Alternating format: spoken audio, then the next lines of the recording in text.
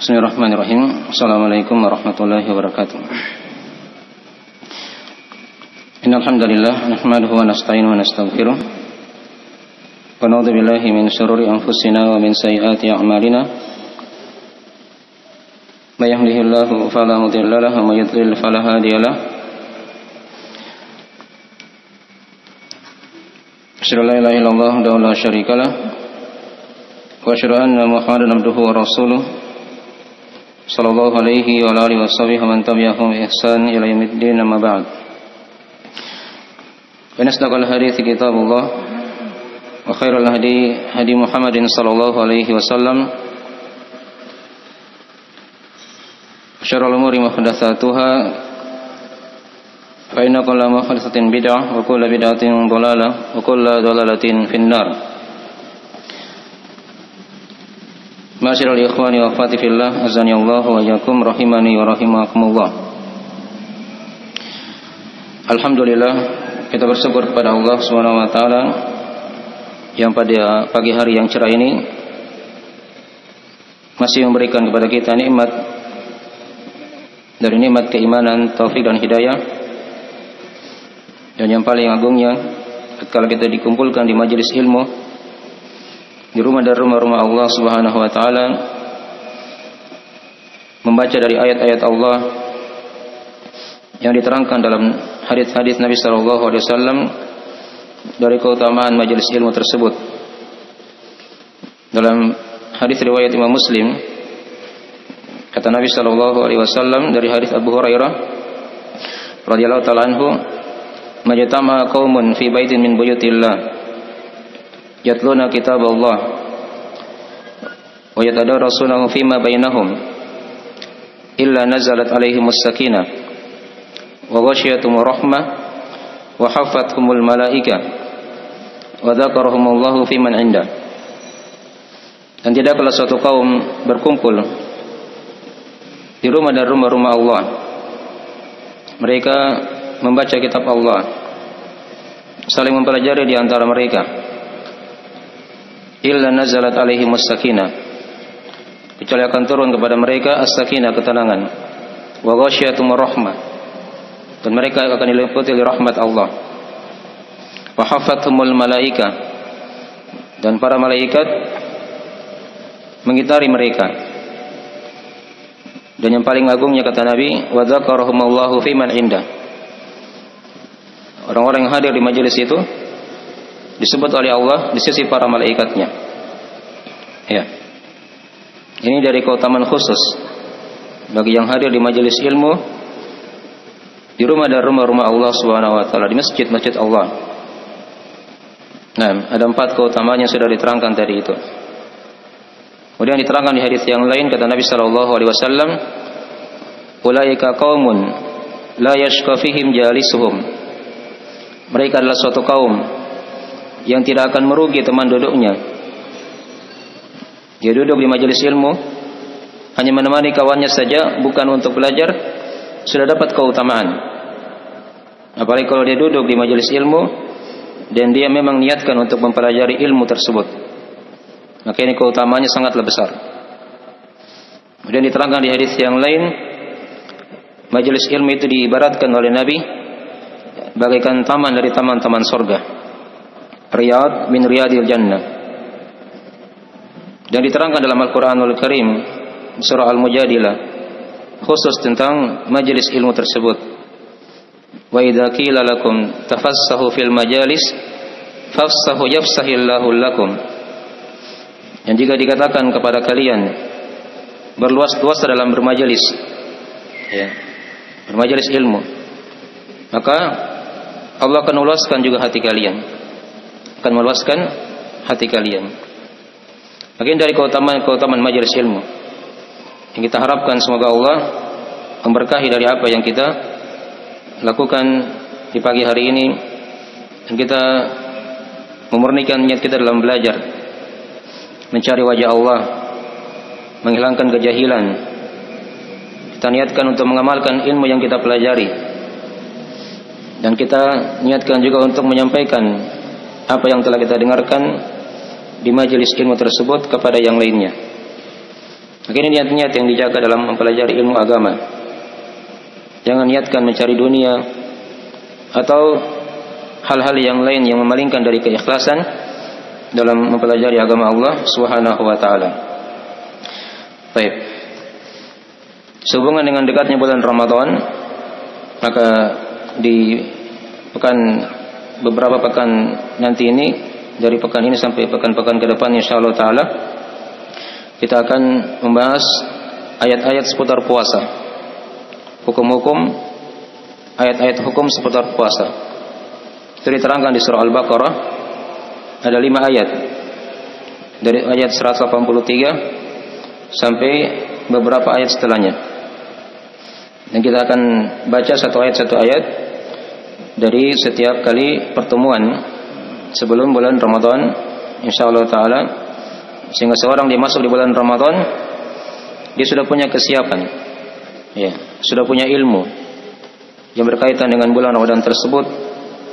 Ada fikih yang dia persiapkan dari amalan hati agar dia menyambutnya dalam keadaan siap dan bergembira, serta dia memasukinya dengan keadaan yang paling terbaiknya. Baik. Ayat yang kita akan kaji pada pagi hari ini adalah ayat di surah Al-Baqarah ayat 183. Bisa dilihat ya, di materi sudah kita bagi. Dan bagi yang belum masuk di grup, nanti ditulis namanya ya, supaya kita masukkan supaya dapat materi. Baik. Tanya kawan-kawannya yang sudah masuk, nanti kita atau dimasukkan sama temannya. Baik. Ya, ayat yang pertama yang kita akan kaji di surah Al-Baqarah ini seputar masalah hukum puasa, keutamaan dan hikmahnya. Ini 3 masalah pokok yang akan diterangkan dalam ayat ini. Di sana Allah Ta'ala berfirman dalam Al-Qur'anul Karim, "Ya ayyuhalladzina amanu kutiba alaikumus siyamu kama kutiba alal ladzina min qablikum la'allakum tattaqun." Ya. Hai orang-orang yang beriman, telah diwajibkan atas kalian berpuasa sebagaimana telah diwajibkan atas orang-orang sebelum kalian agar kalian bertakwa. Ya. Ini ayat yang populer ya, sering kita dengarkan hampir setiap malam di bulan Ramadan. Para penceramah pasti membawakan ayat ini, terutama di awal-awal bulan Ramadan. Ya. Maka dari fikih yang harusnya kita ketahui, tentunya kita bahas ayat ini bukan pembahasan ringkas. Kita akan coba mendalaminya, menguraikan dari kandungan ayat tersebut, serta apa faedah yang kita ambil dari ayat yang telah kita bacakan tadi itu. Dan seperti biasa, sebelum kita masuk dari kandungan ayat, kita akan terangkan mufradat dari ayat tersebut tadi itu. Dikatakan tadi di awal ayat, "Ya ayyuhalladzina amanu," wahai orang-orang yang beriman. Ya, ini panggilan dari Allah untuk hamba-hambanya yang beriman. Dan kaidah dalam masalah ini, kata para sahabat, jika telah lewat ayat ya ayyuhalladzina amanu atau yang semisalnya, misalnya ya ayyuhan nas, ya, itu kata mereka pasanglah telinga kalian, karena setelah itu ada perintah yang kamu diperintah dengannya atau ada larangan yang kalian akan dilarang darinya. Di sini ada perintah dari Allah tentang seputar kewajiban berpuasa. Ya ayyuhalladzina amanu, ya, wahai orang-orang yang beriman. Iman secara bahasa, menurut pendapat kebanyakan ulama, dia bermakna at-tasdiq, membenarkan. Ya.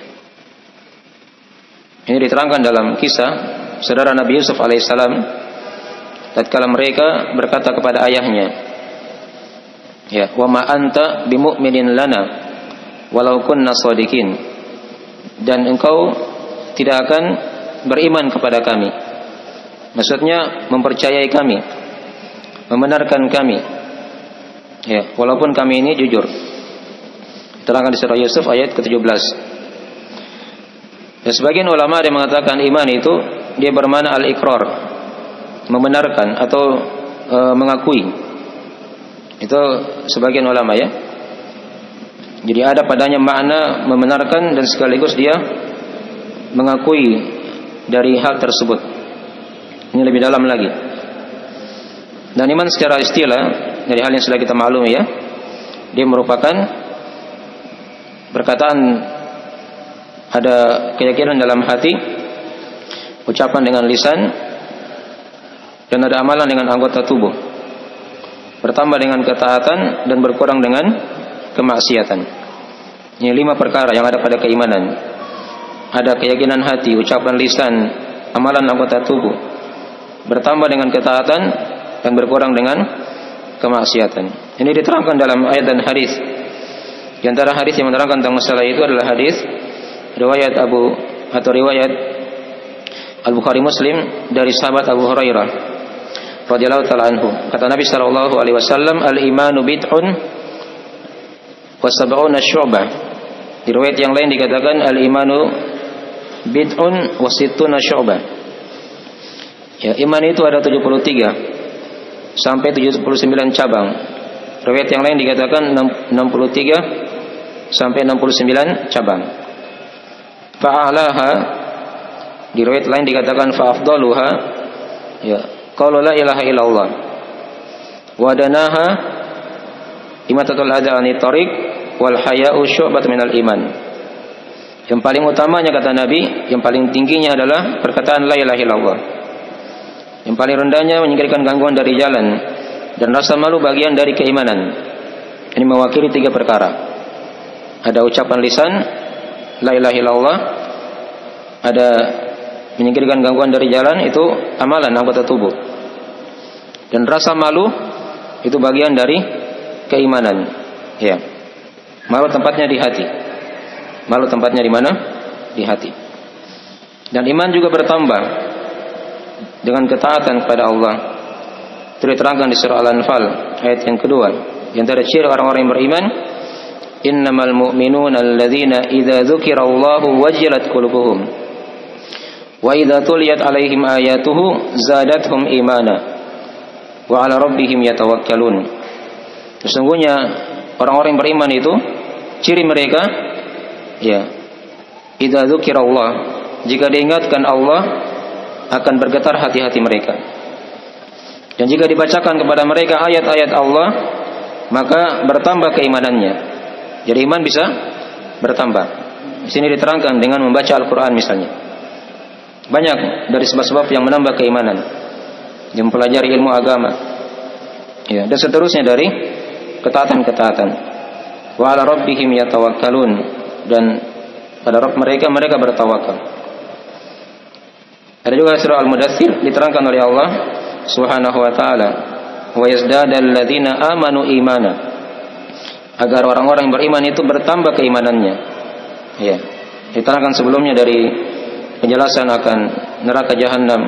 Ya, wa ma ashaban nari illa malaika wa ma ja'alna iddatahum illa fitnatan lil ladzina amanu liyastayqinal ladzina amanu wa yazdadal ladzina amanu imana. Ya, diterangkan bahwasanya penghuni atau yang menjaga neraka jahanam itu adalah para malaikat, dijaga oleh para malaikat. Nah, agar yang dengannya itu meyakinkan orang-orang yang diberi Alkitab dan menambah keimanan orang-orang yang beriman ketika itu. Ketika dia ingat akan negeri akhirat, itu di antara dari perkara-perkara yang dengannya menambah keimanan. Dan dimaklumi iman itu ada rukun-rukunnya. Ada iman kepada Allah, kepada para malaikat, kitab-kitab Allah, para nabi dan rasul, hari akhir, dan iman kepada takdir yang baik dan yang buruk.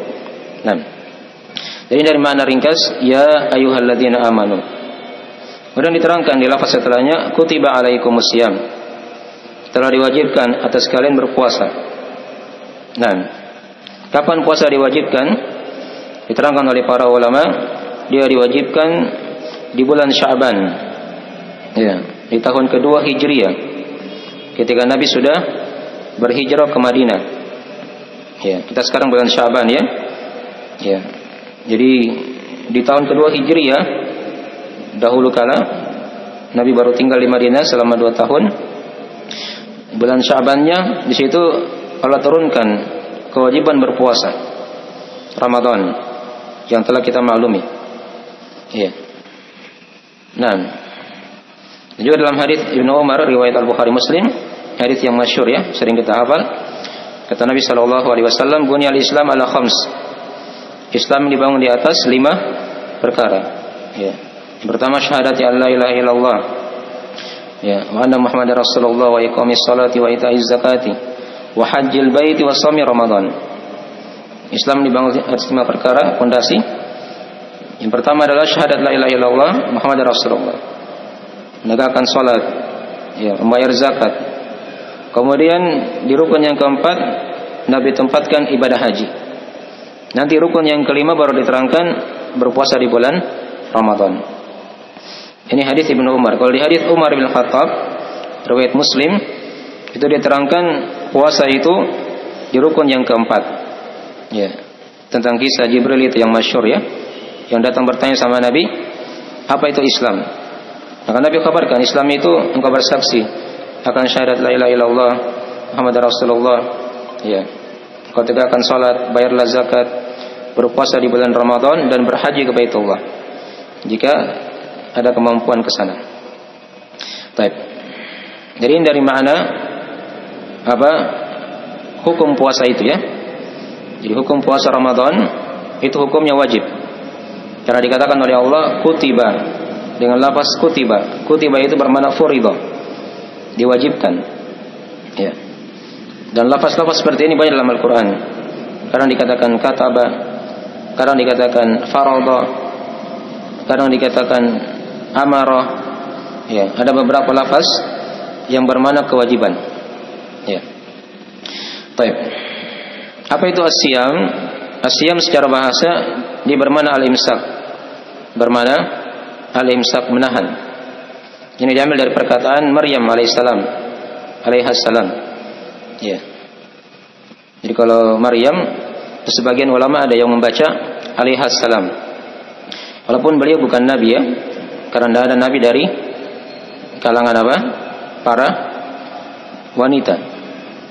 Dan sebagian para masyayikh seperti Syekh Ubaid Al-Jabiri hafizahullah taala ketika beliau membaca nama Maryam yang kita dengarkan langsung beliau baca alaihassalam. Ya. Alaihassalam. Dia berikan perkataan beliau dalam Al-Qur'anul Karim di surah Maryam. Dan kala beliau berkata, "Inni nadartu lirrahmani shauman, falan ukallimal yauma insiya." Sungguhnya aku bernadar berpuasa untuk Rabbku. Iya. Saya tidak akan berbicara pada hari ini. Jadi bentuk dia menahan berbicara ketika itu Maryam itu dikatakan apa? Saum. Ya, dikatakan dia berpuasa. Tapi ini saum secara bahasa ya. Dia menahan. Dia tahan dari berbicara. Kemudian secara istilah, ya puasa itu ada banyak definisi di kalangan ulama. Nah, di antaranya ada yang mengatakan puasa itu dia menahan dari hal-hal yang membatalkan puasa itu. Dari terbitnya fajar sampai tenggelamnya apa? Matahari. Ya. Sebagian juga yang lain ada yang mengatakan puasa itu bentuk penahanan yang khusus. Ya. Pada waktu yang khusus dan dari orang-orang yang khusus dan dengan syarat-syarat yang tertentu yang dikhususkan juga. Ya.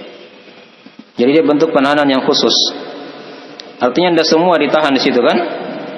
Yang ditahan kan hanya hal-hal yang membatalkan apa? Puasa. Yang ditahan juga hal-hal yang merusak puasa. Ya. Pada waktu yang khusus, waktu puasa juga ada waktunya. Dari terbitnya fajar, subuh sampai tenggelamnya apa? Matahari.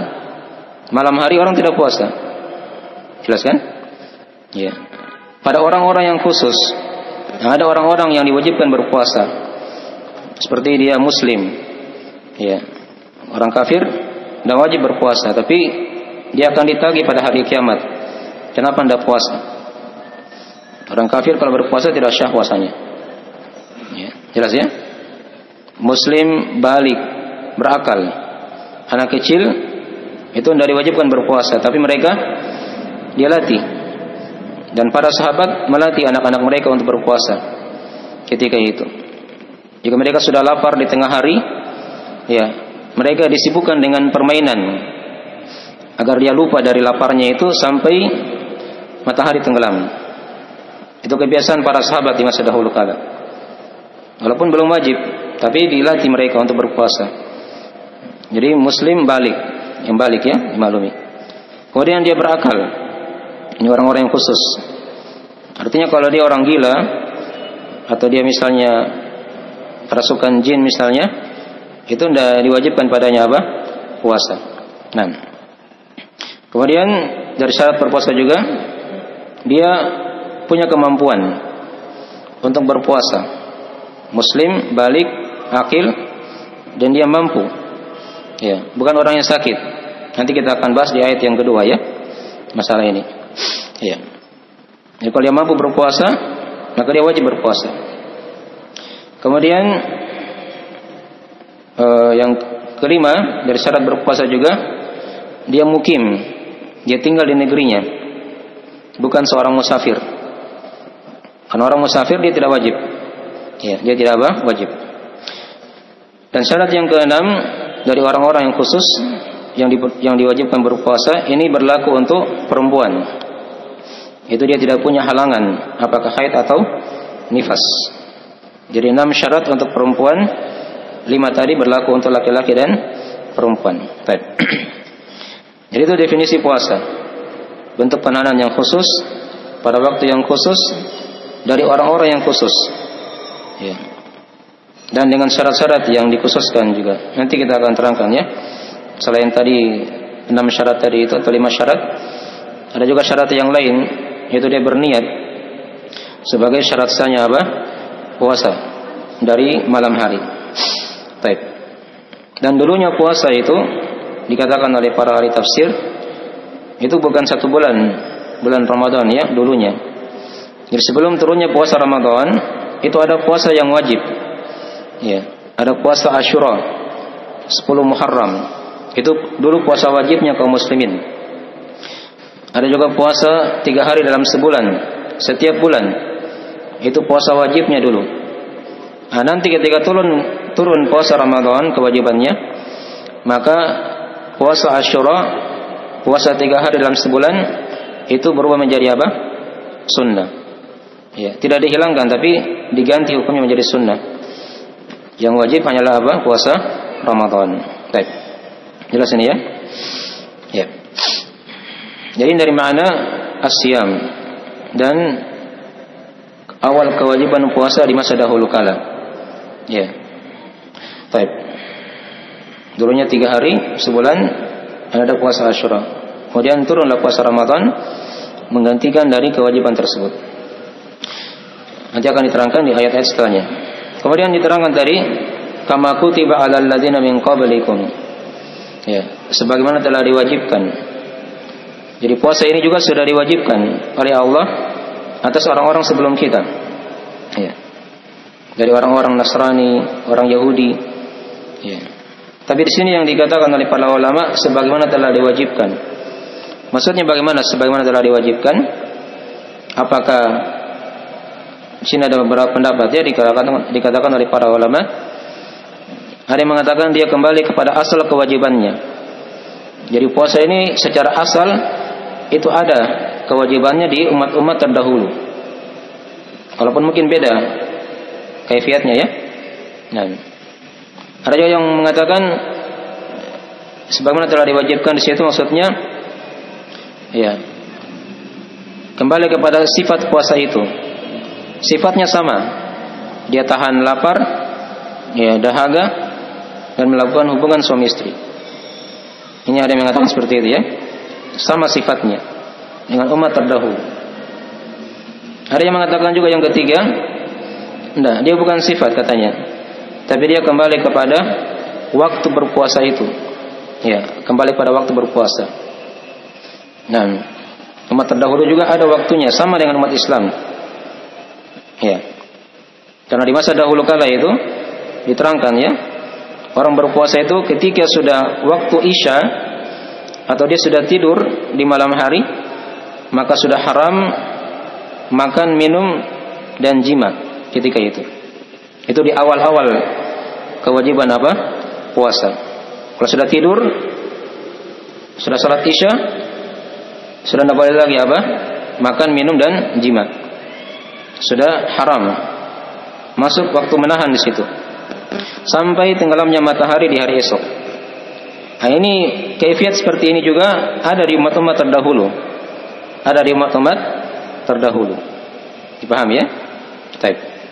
Jadi ini 3 pendapat ya di kalangan ulama. Sebagaimana telah diwajibkan, ada yang mengatakan yang pertama tadi kembali kepada asal kewajiban. Yang kedua ada yang mengatakan sifatnya, ya, persis sama. Ada yang ketiga, enggak, dia kembali kepada waktunya, ya, kembali kepada waktunya. Jadi pendapat yang ketiga ini bagi yang mengatakan dia kembali kepada waktu, menunjukkan kata mereka di masa dahulu kala umat terdahulu juga diwajibkan puasa Ramadan. Ya, juga diwajibkan apa? Puasa Ramadan. Ya, wallahualam ini 3 pendapat. Yang jelas puasa ini telah diwajibkan oleh Allah. Ya. Apakah mungkin modelnya atau sifatnya atau waktunya? Nah, asal kewajibannya ada. Ya. Kama kutiba 'alal ladzina min qablikum. Ya. Telah diwajibkan sebagaimana telah diwajibkan atas orang-orang sebelum kalian. Dari para nabi dan rasul, umat-umat terdahulu, ahlul kitab, itu telah ada kewajiban puasa di antara mereka. Ya, ini kalau kita baca kisah-kisah nabi dan rasul dalam Al-Qur'an, ya, itu ada mereka memerintah untuk berpuasa. Nah, baik. Dan umat Islam adalah umat yang terakhir, umat yang ke-70. Tetap juga mendapat kewajiban berpuasa ini. Nah, ya. Tapi umat Islam ini walaupun dia umat yang terakhir, dia merupakan umat yang dimuliakan oleh Allah Subhanahu wa taala. Ya. Dikatakan dalam hadis kata Nabi sallallahu alaihi wasallam, "Antum tufuna sab'ina ummah, antum akramuha wa afdaluha 'ala Allah tabaraka wa taala." Kalian itu adalah mencukupkan umat yang ke-70. Dan kalian adalah yang paling utamanya dan paling mulia di sisi Allah Subhanahu wa taala. Ini keutamaan umat Islam. Ya. Jadi mereka tidak luput juga dari kewajiban puasa karena mereka lebih diutamakan oleh Allah Subhanahu wa taala. Naam. Kama kutiba 'alal ladzina min qablikum la'allakum tattaqun. Ya. Dulunya orang-orang Nasrani diterangkan dalam tafsir itu ya. Mereka juga diwajibkan kata para ulama tafsir berpuasa 30 hari. Ini menurut sebagian pendapat ya. Tapi para pendeta mereka ada yang menambah sampai 40 hari. Ya. Dan sebagian lagi menambah sampai 50 hari. Ya. Ketika dia tambah 40 hari dia sakit di situ. Dan dia bernazar kepada Allah. Ini pendetanya ya. Ketika itu diceritakan. Kalau dia sembuh dia akan berpuasa sampai 50 hari. Ya. Dan Allah takdirkan dia sembuh dan dia berpuasa 50 hari dan itu memberatkan umat ketika itu. Ya. Kalau itu dari pendapat-pendapat, ya, sebagian ulama ada yang melemahkannya dari tafsir itu. Baik. Kemudian diterangkan di akhir dari ayat ini dikatakan la'allakum tattaqun, agar kalian bertakwa. Ini hikmah di antara hikmah dari kewajiban berpuasa itu, agar kalian mewujudkan nilai-nilai takwa itu, nilai-nilai ketakwaan. Karena puasa ini dia merupakan penyambung, ya, kepada takwa itu. Dan takwa secara bahasa dia bermakna al-wiqayah. Bermakna apa? Al-wiqayah, benteng atau perisai. Secara istilah takwa itu diterangkan oleh para ulama dengan banyak definisi. Yang paling indahnya adalah definisi yang dikatakan oleh seorang tabi'in yang bernama Talq bin Habib. Kata beliau, takwa itu an ta'mala bi ta'atillah ala nuri min Allah tarju thawaballah wa an tatruka ma'siyatallah ala nuri min Allah takhafu iqaballah.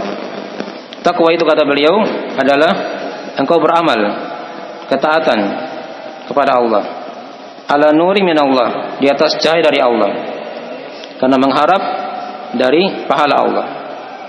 Ini poin yang pertama dari ketakwaan.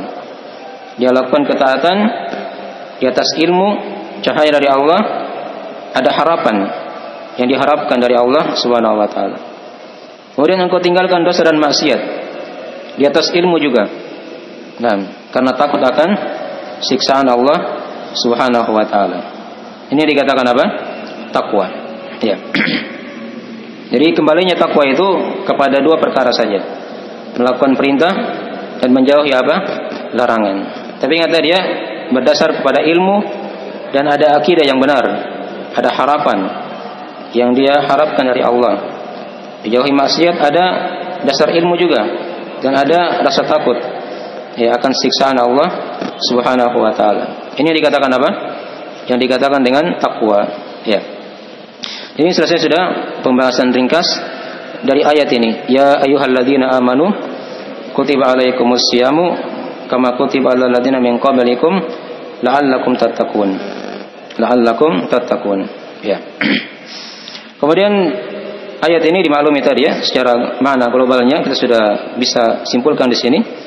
Jadi di sini Allah mengkabarkan kepada kita ya akan kewajiban berpuasa itu atas orang-orang yang beriman. Nah, dari kaum muslimin dipanggil mereka dengan nama keimanan. Dan ini sudah diwajibkan juga oleh Allah pada umat-umat terdahulu.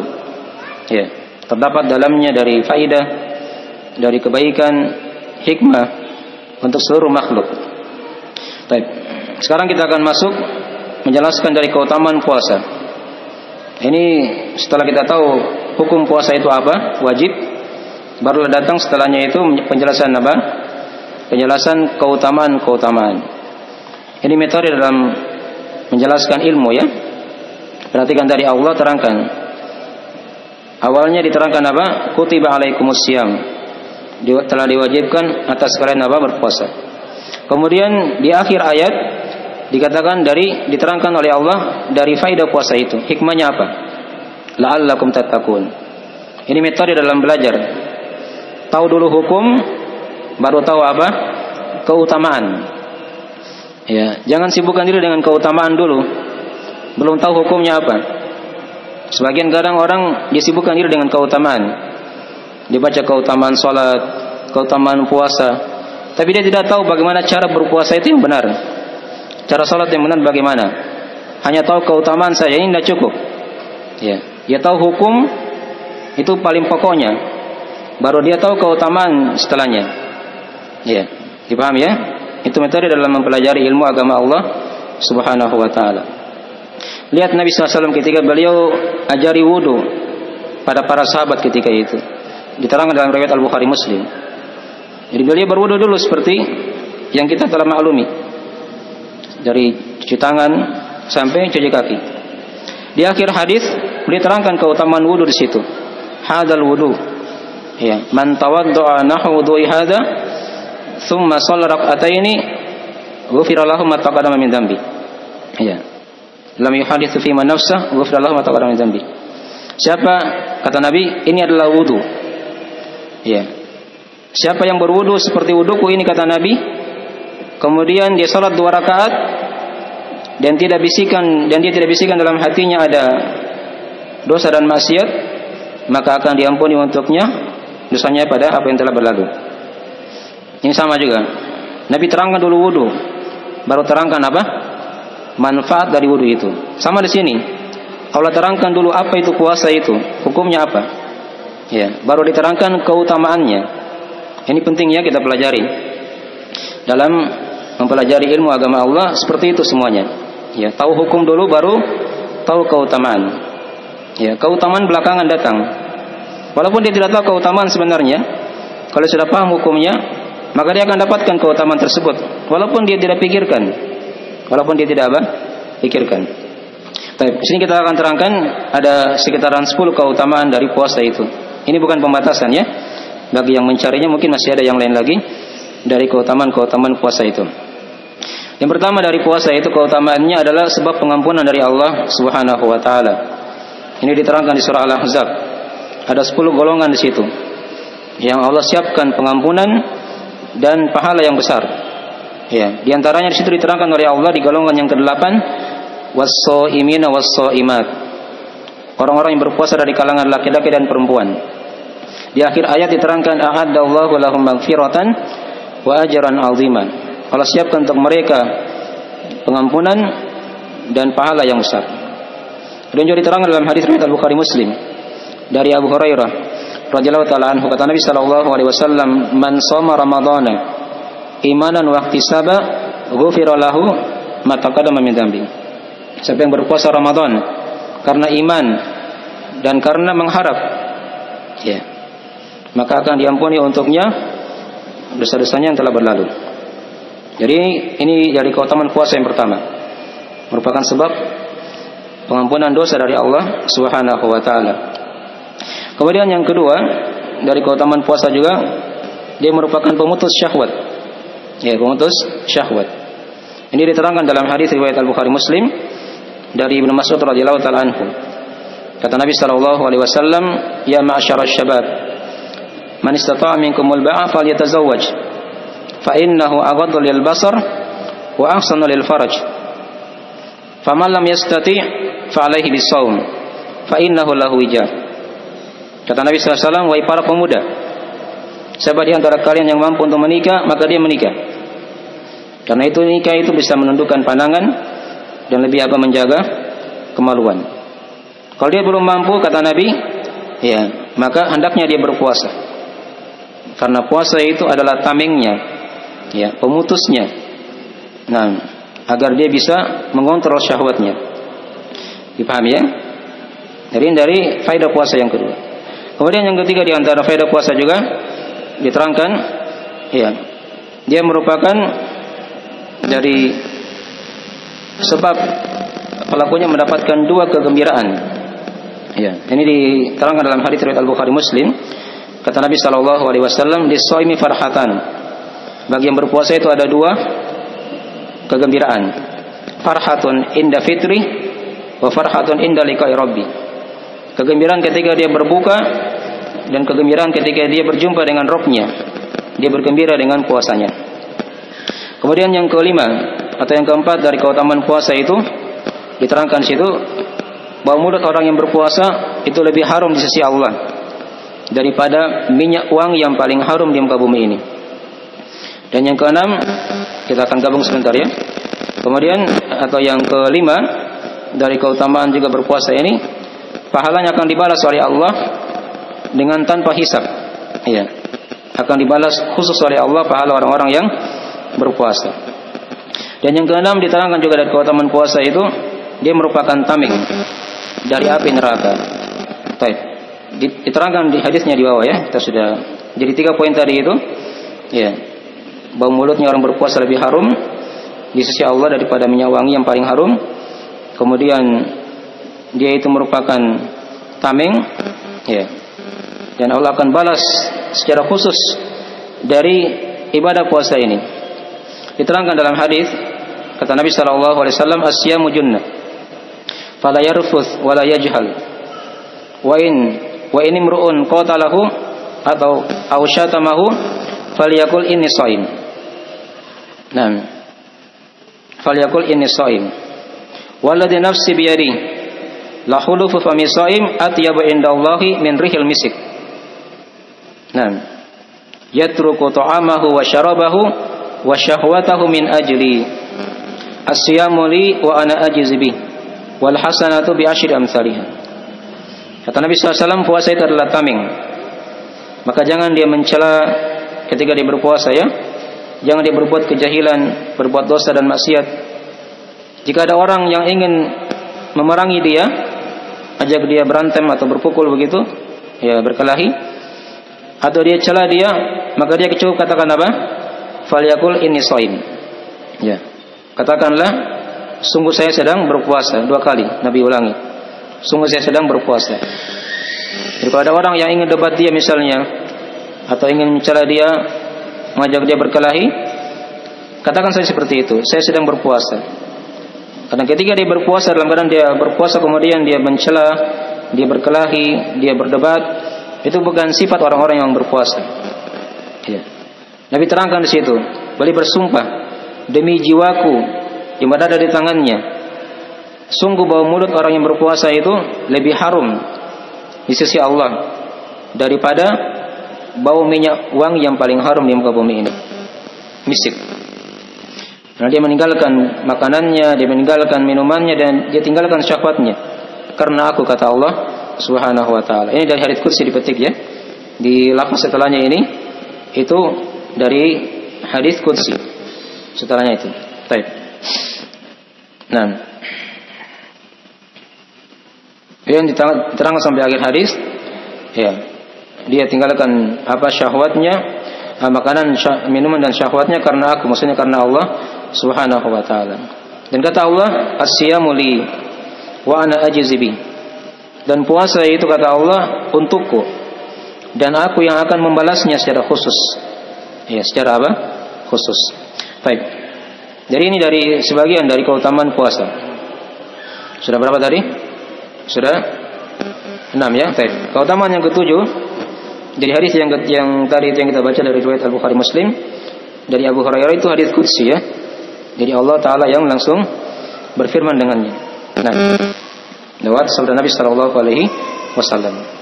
Kemudian yang ketujuh dari keutamaan puasa juga diterangkan di situ, dia merupakan sebab yang menjauhkan wajah dari api neraka sejarak 70 tahun perjalanan. Ini diterangkan dalam riwayat Al-Bukhari Muslim dari hadis Abu Sa'id Al-Khudri radhiyallahu taala anhu. Namanya Sa'ad bin Malik bin Sinan. Kata Nabi sallallahu alaihi wasallam, "Ma min 'abdin yasumu yawman fi sabilillah illa ba'dahu Allahu dzalikal yawma wajhahu 'anil nar 70 kharifan." Tidaklah seorang hamba yang berpuasa sehari di jalan Allah, ya, kecuali Allah akan jauhkan wajahnya pada hari itu dari neraka sejarak 70 tahun perjalanan. Dari keutamaan puasa, sebab-sebab yang menjauhkan seorang hamba dari api neraka. Baik.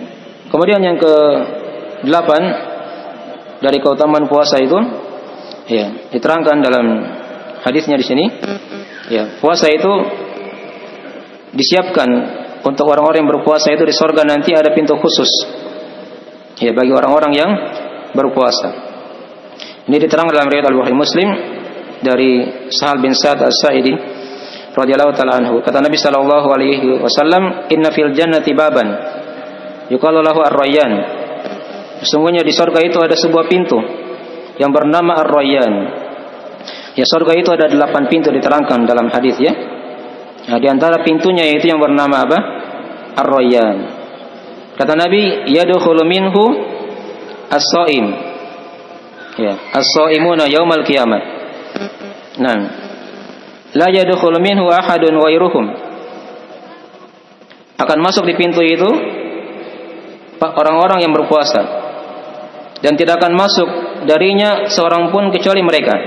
Kata Nabi, yuqalu aina as-shaimuna fayakumuna la yadkhul minhu ahadun ghairuhum fa idza dakhalu ugliku falam yadkhulu minhu ahadun. Maka ditanyakan ketika itu pada hari kiamat nanti, di mana orang-orang yang berpuasa? Maka mereka berdiri di situ. Mereka masuk lewat pintu Ar-Rayyan. Lewat pintu apa? Ar-Rayyan. Yang tidak akan masuk selainnya kecuali mereka saja. Jika mereka sudah masuk semuanya, kata Nabi, maka pintu itu akan ditutup. Ya, akan ditutup oleh Allah Subhanahu wa taala, dan tidak akan ada lagi yang masuk setelahnya selain mereka. Baik. Maka ini dari keutamaan puasa ya, yang merupakan apa? Amalan yang memasukkan seorang hamba ke surga. Disiapkan oleh Allah pintu khusus untuk orang-orang yang berpuasa. Kemudian yang ke-9 dari keutamaan puasa juga diterangkan di situ, dia merupakan sebab Allah itu memberi syafaat pada seorang hamba pada hari kiamat lewat puasa ini. Ya, diterangkan dalam riwayat Imam Ahmad dari Abdullah bin Amr bin As radhiyallahu taala anhuma, kata Nabi sallallahu alaihi wasallam, "As-siyamu wal Qur'an yashfa'ani lil 'abdi yaumal qiyamah."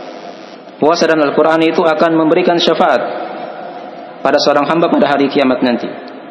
Nah, nanti dia akan berkata di situ, puasa akan berkata, ya, ay Rabb, nah, mana'tuhu at-ta'ama wasyarab bin nahar. Nah, fasyaffi'ni fihi.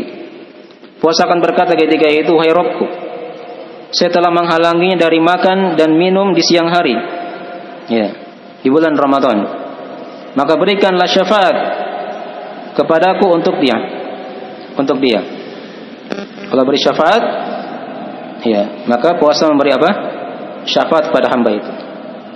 Dan juga Al-Quran berkata, wa yaqul Quran, mana'tuhu an-nauma bil laili fasyaffi'ni fihi. Ya, Al-Quran juga berkata, saya telah menghalangi dia dari tidur di malam hari. Nah, maka berikanlah aku syafaat agar mensyafaati dia.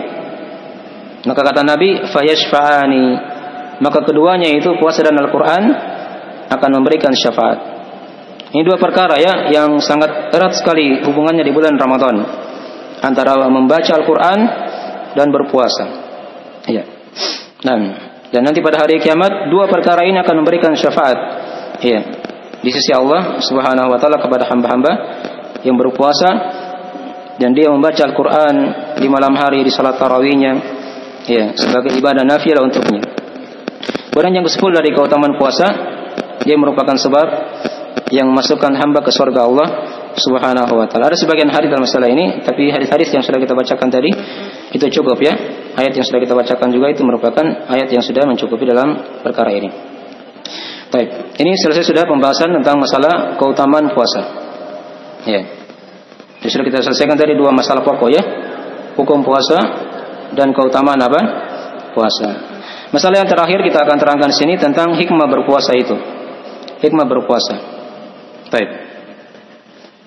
Hikmah berpuasa. Jam berapa sekarang? Jam 10 ya. Baik, sekali lagi. Ya. Sudah ada Ustaz Hairin? Sudah ada? Belum? Baik. Nanti kalau ada yang bertanya bisa tanya jawab sedikit ya, kalau belum ada pemateri yang kedua. Ya. Hikmah berpuasa. Ini kita terangkan juga di sini ada 10 hikmah. Dan tadi diterangkan di awal ayat atau di akhir ayat yang sudah kita bacakan tadi, la'allakum tattaqun. Ya, la'allakum tattaqun. Agar kalian bertakwa. Nah, ini 10 ini merupakan sifat-sifat dari orang-orang yang bertakwa kepada Allah sehubungan dengan masalah puasa. Ini penjabaran semua ya. Penjabaran dari sifat-sifat orang-orang yang bertakwa. Ya. Yang pertama, dari ciri orang-orang yang bertakwa itu ketika dia berpuasa itu merupakan sebab dia bersyukur kepada Allah Subhanahu wa taala akan nikmat. Ya, akan nikmat ini. Nah, tatkala dia jiwanya itu dia tahan dari makan dan minum serta melakukan hubungan suami istri, ya. Ini nikmat dia akan terhenti di siang hari kan? Nah, ketika nikmat ini hilang, maka dia akan rasakan di situ. Ini berupa betapa besarnya nikmat Allah Subhanahu wa taala yang diberikan. Nah, ketika dia berpuasa, dia akan bersyukur kepada Allah akan nikmat makan, minum dan jimat tadi itu. Kemudian yang kedua, dari hikmah juga berpuasa diterangkan dari ciri orang yang bertakwa, syaitan itu akan lambat jalannya dalam darah. Ya. Jadi kita ini semuanya ini punya syaitan ya. Jadi jangan dikira kita selamat, aman dari makar syaitan. Dalam diri kita ini ada syaitan. Kata Nabi diterangkan dalam hadis riwayat Al-Bukhari Muslim dari riwayat yang sahih dari Anas bin Malik radhiyallahu taala anhu, kata Nabi sallallahu alaihi wasallam, "Inna syaitana yajri fi bani Adam majrad dam." Sungguh syaitan itu berjalan dalam darah dalam tubuh anak Adam itu seperti jalannya apa? Darah. Jadi kalau dia tidak berpuasa itu kan cepat darahnya mengalir. Syaitan juga apa? Cepat gerakannya. Tapi kalau dia berpuasa itu darahnya akan lambat. Ya, gitu kan? Mengalirnya. Syaitan juga akan lambat juga. Ya, berjalan. Mungkin sekarang ada yang tanya, kenapa bulan Ramadan ada yang melakukan maksiat? Ya, katanya syaitan dibelenggu, diikat, gitu kan? Nah, itu ada jawaban-jawaban diterangkan oleh para ulama ya. Nah, Ada jawaban-jawaban. Di antara ini yang kita terangkan di sini. Yang dibelenggu itu kata sebagian ulama hanyalah syaitan-syaitan yang besar-besar. Ya, yang durjana, yang paling kafir kepada Allah. Tapi syaitan yang kecil-kecil yang ada dalam diri manusia itu tetap ada. Tetap apa? Ada. Itu di bulan Ramadan ada aja yang tidak berpuasa. Ada aja yang yang pacaran di pelabuhan sana. Ya, bulan Ramadan ini salat subuh pergi di pelabuhan, pergi di Pantai Kamali, pergi di Kota Mara. Ya, itu kan syaitan semua. Tidak diikat mereka. Ya. Ingat setan juga itu ada dari kalangan jin, ada dari kalangan apa? Manusia. Ya. Jadi yang diikat itu setan dari kalangan jin saja. Manusia dari syaitan itu akan berkeliaran di bulan Ramadan. Tetap ada. Tetap apa? Ada. Dipahami ya? Baik. Ini fikir diperhatikan ya. Jadi jangan merasa aman. Iya. Dari makar syaitan. Walaupun di bulan Ramadan. Walaupun di bulan apa? Ramadan. Ini dari penafsiran sebagian ulama dalam masalah tadi itu. Baik. Kemudian yang ketiga dari hikmah berpuasa juga itu, ya, dia merupakan pemutus syahwat. Tadi sudah diterangkan ya. Karena ketika dia kenyang, perutnya itu terisi, itu syahwatnya akan apa? Akan besar juga. Tapi kalau dia kosong perutnya, itu syahwat akan apa? Semakin mengecil. Kemudian dari hikmah juga yang lain, dari ciri orang yang bertakwa saat dia berpuasa, itu memudahkan dia untuk meninggalkan hal-hal yang diharamkan oleh Allah. Ya, hal-hal yang diharamkan oleh Allah Subhanahu wa taala. Memperkecil. Kalau dia tidak tinggalkan, minimal dia perkecil dari kemaksiatan itu di bulan Ramadan. Nah, agar dia semakin dekat kepada Allah Subhanahu wa taala. Kemudian yang kelima di antara ciri orang yang bertakwa juga sehubungan dengan hikmah puasa ini, dia akan menjadi zuhud. Ya. Tidak perlu kepada perkara-perkara yang tidak terlalu penting dari perkara dunia itu. Ya, dan kelezatannya. Nah, dan akan memudahkan dia untuk meraih akhirat. Ini dari hikmah puasa juga. Kemudian yang keenam dari hikmah puasa juga diterangkan oleh para ulama sebagai sebab yang mengantar dia kepada ketaatan, ya, kepada Allah. Dia akan perbanyak mentaati Allah di bulan Ramadan. Itu kalau dia berpuasa dengan puasa yang benar. Dari sifat orang-orang yang bertakwa. Kemudian yang ketujuh dari hikmah juga diterangkan oleh para ulama dari orang yang berpuasa sebab datangnya rahmat. Ya. Dan orang yang atau sebab datangnya rahmat pada orang-orang yang fakir. Nah, ya, coba kita perhatikan ya, orang miskin itu kadang sehari mungkin mereka tidak makan, kadang 2 hari baru makan 1 kali. Jadi orang-orang yang mampu itu dia akan rasakan kelaparan yang dirasakan juga oleh orang-orang yang fakir. Ya, maka dia akan semakin rahmat kepada orang-orang yang fakir ketika itu. Dan ini terbukti di bulan Ramadan ya. Itu banyak orang-orang yang dermawan, yang baik. Ya. Dan itu harusnya diwujudkan juga di luar dari bulan Ramadan. Baik, kemudian yang ke-8 dari hikmah juga dari ciri orang yang bertakwa. Nah, dari puasa ini itu akan menyehatkan badan. Ya. Akan menguatkannya. Itu di antara hikmah puasa ya. Itu penyakit-penyakit diperhatikan ya. Itu bisa sembuh di bulan Ramadan. Ada yang penyakit ma, dia puasa saja. Itu akan sembuh penyakit ma-nya. Iya. Ada yang penyakit ini, penyakit itu, kolesterolnya apa segala macam, itu bisa diobati dengan apa? Dengan banyak berpuasa. Ya, tapi jangan diniatkan tadi dia berpuasa niatnya untuk apa? Untuk sehat. Hilang penyakitnya, tapi dia niatkan puasa itu untuk Allah Subhanahu wa taala. Masalah manfaat dia akan dapatkan walaupun dia tidak pikirkan. Dia tidak akan luput dari situ. Baik. Kemudian di antara hikmah juga yang lain lagi dari hikmah berpuasa ini, seorang akan disiplin dengan waktu. Ya, ini diperhatikannya ketika dia makan sahur. Ya, itu kan disiplin waktu, tepat waktu. Pas tiba adzan berhenti semuanya. Ketika buka puasa juga seperti itu. Pas tiba adzan maghrib makan, berbuka puasa. Ini teratur waktunya. Itu dibiasakan di bulan Ramadan dan akan terbiasa nanti kalau dia aplikasikan pada selain Ramadan. Kemudian dari ibadah yang lain lagi atau dari hikmah yang lain dari ibadah puasa ini juga, ini akan memunculkan, ini yang ke-10 ya, yang terakhir, memunculkan pintu-pintu ibadah yang lain. Ya. Jadi jangan dikira puasa itu seorang dia hanya berpuasa, dia tahan lapar, tahan minum, tahan berhubungan, ya, atau hal-hal yang merusak puasa, sekadar dia lakukan saja, sekedar selesai saja, itu tidak cukup ya. Tapi dia pikirkan di situ dari puasa itu akan lahir dari ibadah-ibadah yang lain, seperti misalnya ibadah cinta kepada Allah. Ya, ini kan ibadah. Di antara rukun ibadah ada cinta kepada Allah, ada harapan. Dan sudah kita bacakan dari hadisnya ya. Siapa yang berpuasa Ramadan dan dia mengharap, bukan sekadar dia tahan saja hal-hal yang membatalkan puasa, tapi ada harapan yang diharapkan dari Allah Subhanahu wa taala berupa surga. Ada rasa takut akan siksa api nerakanya ketika dia tidak berpuasa. Ya. Ada apa lagi? Di situ lahir ridho kepada Allah, bersabar akan hukum-hukum Allah Subhanahu wa taala. Ridho, luas hatinya, dan dia bersyukur kepada Allah serta senantiasa bertawakal kepada Allah Subhanahu wa taala. Dia bertawakal agar dimudahkan oleh Allah dalam ibadah puasanya, dan dia tidak bersandar pada dirinya sendiri. Makanya dari hikmah-hikmah diterangkan oleh para ulama seputar hikmah berpuasa. Ini merupakan ciri orang-orang yang bertakwa. La'allakum tattaqun. Kemudian yang terakhir sini yang kita akan terangkan seputar faedah ayat. Ini kesimpulan dari ayat ya ayyuhalladzina amanu kutiba alaikumus syiyamu kama kutiba alal ladzina min qablikum la'allakum tattaqun. Faedah yang pertama dari ayat ini diterangkan tadi ya, dari faedah panggilan ya ayyuhalladzina amanu. Itu dipahami ya, diresapi. Yang dipanggil di sini orang-orang yang beriman. Hanya mereka yang mampu untuk berpuasa.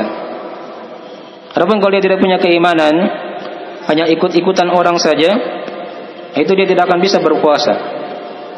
Dia tidak akan bisa apa? Berpuasa. Paling puasanya hanya di awal-awal saja. Mungkin hari pertama, hari kedua, hari ketiga masih berpuasa.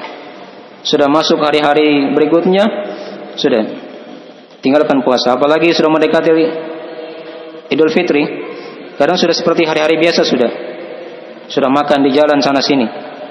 Ini orang-orang yang tidak punya keimanan. Yang dipanggil di sini diperhatikan ya ayyuhalladzina amanu. Hanya itu yang mampu untuk berpuasa dengan sempurna, dengan baik dan benar. Ya, kemudian yang kedua dari ayat ini juga diterangkan kepada kita dalil kewajiban berpuasa. Jadi tadi sudah diterangkan ya, lafaz kutiba alaikumusiyam. Nah, kemudian yang ketiga keutamaan puasa itu apa? Tadi sudah kita terangkan keutamaannya. Ya, yang keempat kewajiban berpuasa. Ya, ini mencakup atas orang-orang sebelum kita juga, sebelum Islam.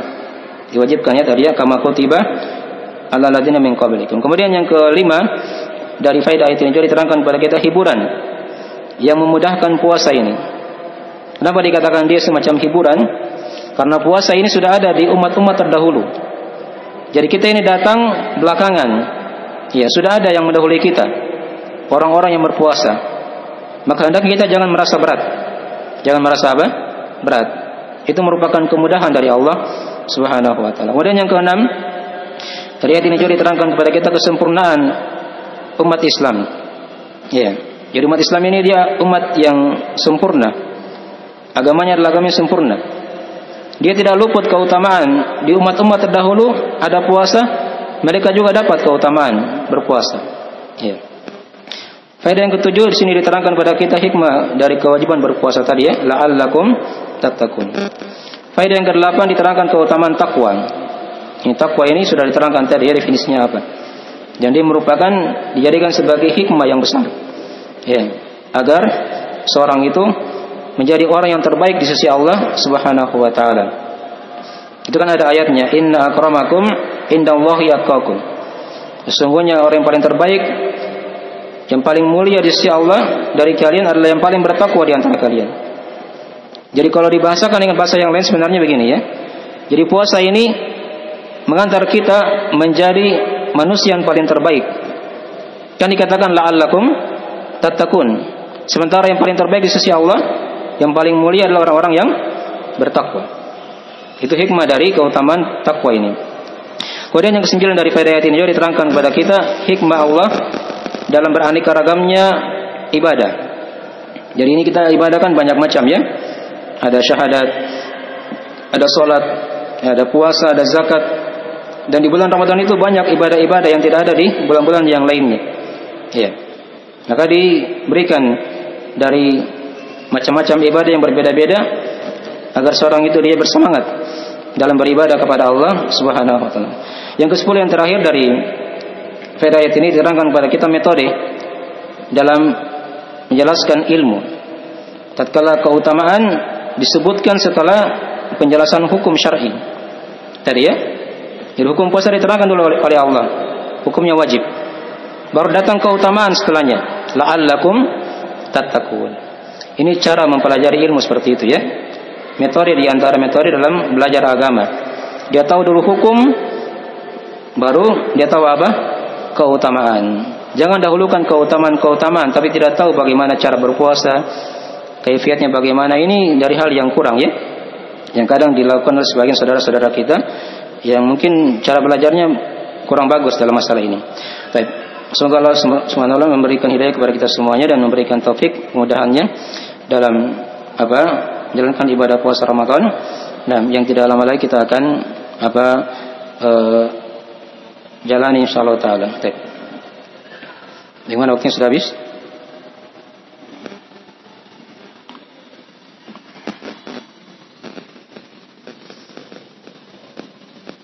Sudah ada Ustaz. Baik.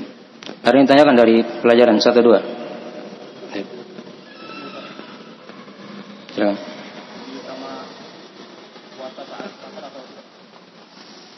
Masalah puasa saat safar nanti kita akan bahas ya, nanti di ayat yang kedua.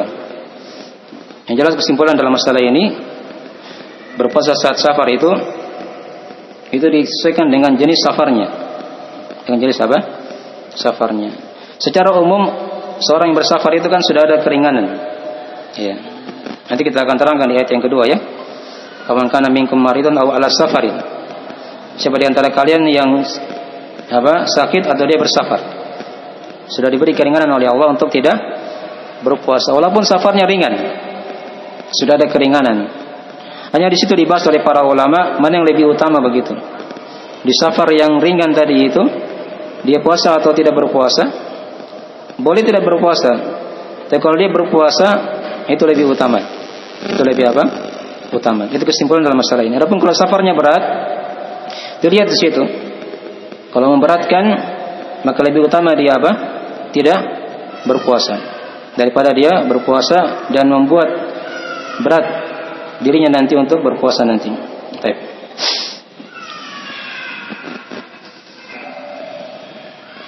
Yang lain sudah?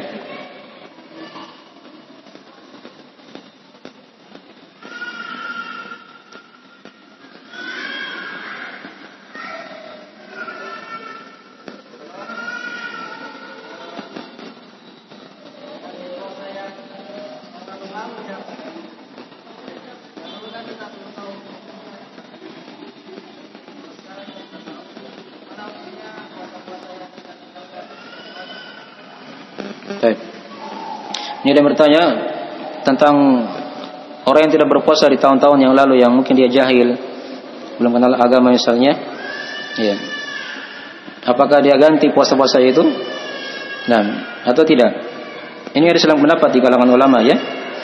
Ada selang pendapat di kalangan ulama. Ada yang mengatakan dia tidak diganti.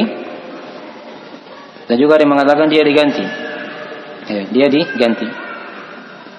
Ya, lebih hati-hatinya kalau dia bisa ganti, dia ganti. Dan itu tidak susah ya. Dihitung aja mulai kapan dia balik. Begitu kan? Kalau sekarang umurnya 30 tahun, anggaplah 30 tahun ya. Usia balik itu kan berapa? 15 tahun. Dan 30 kali 15. Ya, berapa hari itu? Hitung aja sendiri. Ya. Itu kalau dia memang tidak berpuasa dari baliknya sampai sekarang misalnya ya. Jadi kalau dia mungkin pernah puasa, pernah tidak, dia kira-kira aja begitu. Dia kira-kira hari-hari yang dia tidak puasa itu berapa. Kalau dia tidak bisa kira-kira tadi aja, dia bulatkan 30 semuanya, baru dia kali apa yang sudah dilewati dari umurnya itu. Ya. Yang dia perbanyak bertobat